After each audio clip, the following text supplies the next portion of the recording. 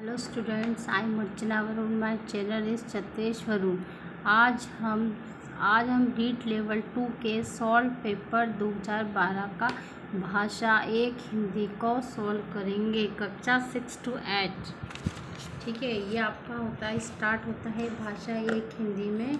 ये 31 से 36 के क्वेश्चन के लिए गद्यांश दी गई है, उसको पढ़ेंगे। उसी के बेस पर क्वेश्चंस पूछे जाते हैं।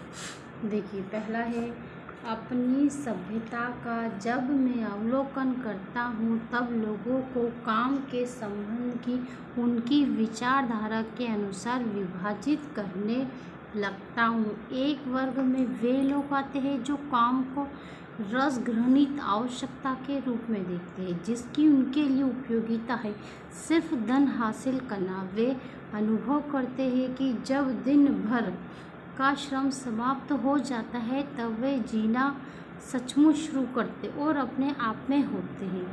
जब वे काम में लगे होते हैं तब उनका मन भटकता रहता है। काम को वे अपना उत्तमांश देने का कभी विचार नहीं करते, क्योंकि आमदनी के लिए ही उन्हें सिर्फ काम की आवश्यकता है। दूसरे वर्ग के लोग अपने काम को आनंद और आत्म परितोष पाने के एक सुयोग के रूप में देखते हैं। वे धन इसलिए कमाना चाहते हैं क्योंकि वे अपने काम में अधिक एकनिष्ठ के साथ समर्पित हो सके। जिस काम में संलग्न होते हैं उसकी पूजा करते हैं। पहला है इसमें क्वेश्चन, निम्न में से तत्सम शब्द नहीं है। कौन सा नहीं है? हासिल नहीं है। सभ्यता, अवलोकन, आवश्यकता, ये तत्सम शब्द है। सभ्यता, अवलोकन, आवश्यकता तत्सम शब्द है। हासिल तत्सम शब्द नहीं है।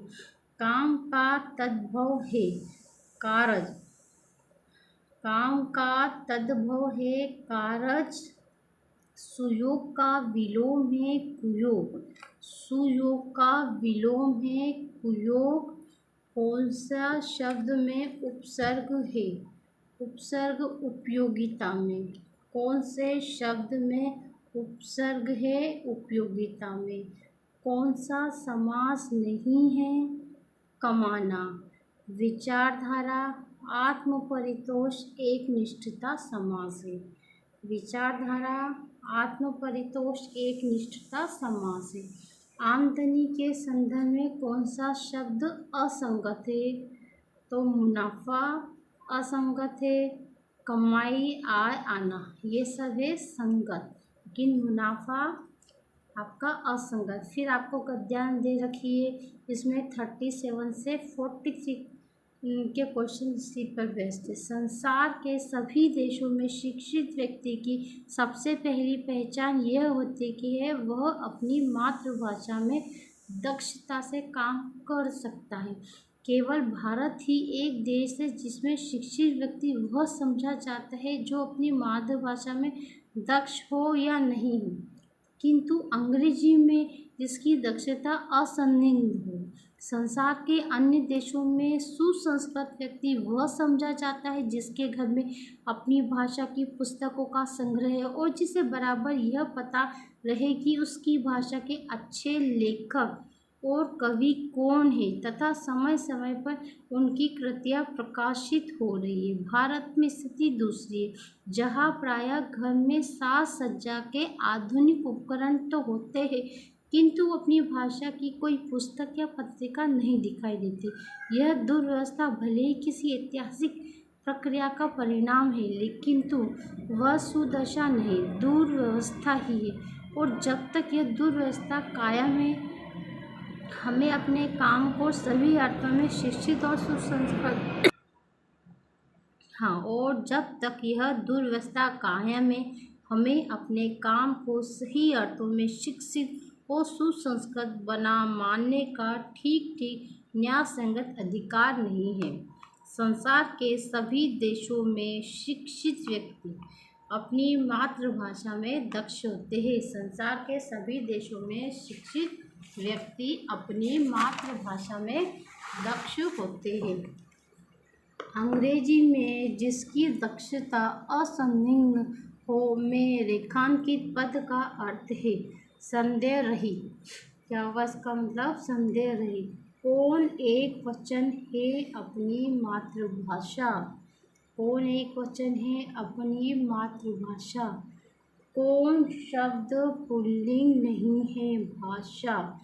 कौन शब्द पुल्लिंग नहीं है भाषा? व्यक्ति, उपकरण, लेखक, ये सब है पुल्लिंग, लेकिन भाषा के पुल्लिंग नहीं है। पुस्तक का बहुवचन है पुस्तकें।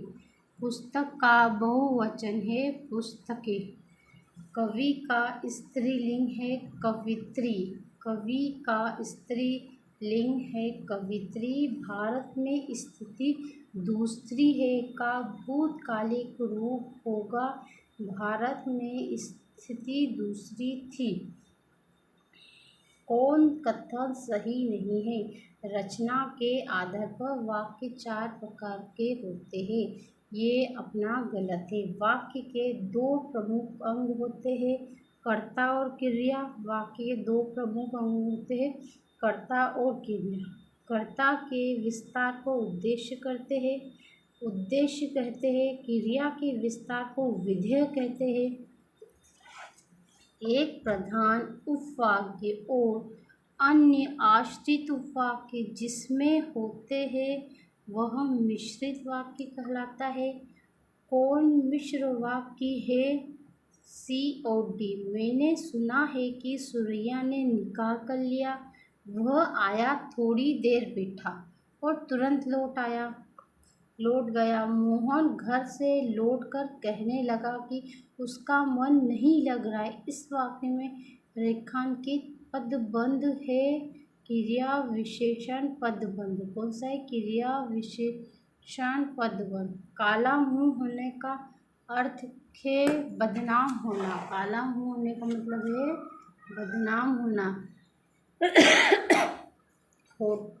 फोटो निकली कोठी चढ़ी का अर्थ है मुंह से निकली बात फैल जाती है। मुंह से निकली बात फैल जाती है। चांदी का जूते का सर्वाधिक उपयुक्त अर्थ है रिश्वत। भाषा की शिक्षा दी जाती है अर्थ ग्रहण और अभिव्यक्ति के लिए। भाषा की शिक्षा दी जाती है अर्थ ग्रहण और अभिव्यक्ति के लिए। व्याकरण अनुवाद। व्याकरण अनुवाद विधि को किस नाम से भी जाना जाता है? भंडारकर विधि। व्याकरण अनुवाद। व्याकरण अनुवाद विधि को किस नाम से भी जाना जाता है? भंडारकर विधि। लेखन क्रिया के शिक्षण का आरंभ होता है सीधी रेखाओं से। लेखन क्रिया के शिक्षण का आरंभ होता है सीधी रेखाओं से। द्रुत पाठ है सहायक पुस्तक का अध्ययन। द्रुत पाठ है सहायक पुस्तक का अध्ययन। शब्द भंडार में वृद्धि के लिए सर्वाधिक उपयुक्त है गद्य शिक्षण। शब्द भंडार में वृद्धि के लिए सर्वाधिक उपयुक्त है गद्य शिक्षण। अधिगम की संपूर्णता होती है इकाई योजना में। इकाई की संपूर्णता होती है इकाई योजना में। लेखन कला का विकास होता है अभ्यास से। लेखन कला का विकास होता है अभ्यास से। हिंदी शिक्षण में उपलब्धि की जांच की सकती है उपलब्धि परीक्षण से। हिंदी शिक्षण में उपलब्धि की जांच की जा सकती है उपलब्धि परीक्षण से। समग्र और सतत मूल्यांकन है समग्र और सतत मूल्यांकन में शिक्षक और विद्यार्थी के बीच निकट संबंध आवश्यक है। शिक्षण के दौरान भी संभव है। शिक्षण के दौरान भी संभव है। शिक्षण से ही विद्यार्थी के व्यक्तित्व का विकास संभव है। समग्र और सतत मूल्यांकन में शिक्षक विद्यार्थी के बीच निकट संबंध आवश्यक है। शिक्षण के दौरान भी संभव है। से ही विद्यार्थी के व्यक्तिगत विकास संभव है। उपचारात्मक शिक्षण के लिए आवश्यक नहीं है शिक्षण विधि को स्थायी रखना। विद्यार्थी की किसी भी गलती की अवहेलना नहीं करना, पहले निदात्मक परीक्षण कर लेना। ठीक है,